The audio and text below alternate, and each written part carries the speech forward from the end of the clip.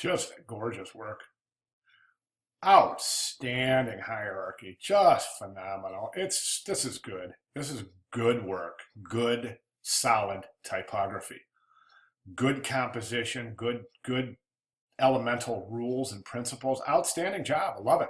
One thing I want to mention is this, though, is that, okay, so the timeline only has 5 items on it. And as we know, the man had a pretty colorful life. I think that perhaps it almost, honestly, Pollen, it almost looks like your condensed timeline is to fit in the area allotted.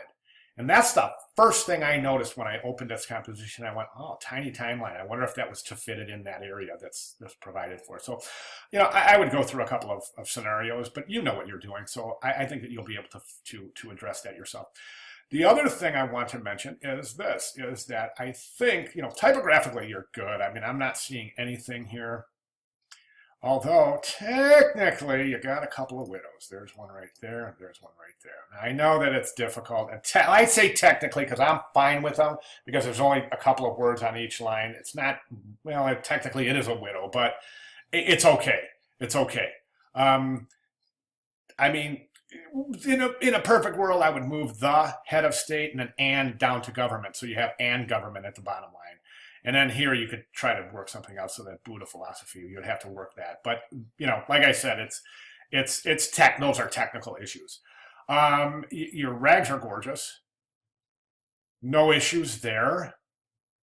No orphans, no widows, no unusual spacing, no extensive hyphens. Margins are good and consistent, really solid work. Okay. One question or comment or observation more is that I'm not seeing a whole lot of attention to negative space. Right now, the composition is, there is no negative space. I mean, you're using everything. Every portion of the design is pushed to the corners. So you may consider some negative space in here for just that, to assist the viewer. And the other thing is that I just think that the front, as I remember it, is so intense and color, and I just don't see the back. I mean, I'd hate to say it, but I'm wondering if the back might, boy, have you thought about a darker background?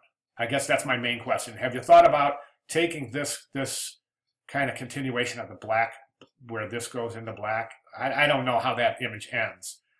But I'm just wondering about that really, really intense visual setup you had on the front with the black background and the yellow type and just a really intense color variations.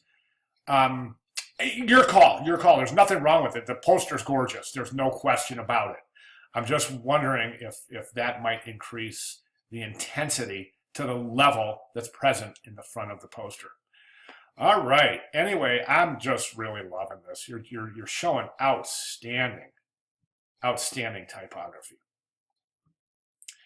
Nice word wrap, by the way. That is nice right there. Just that.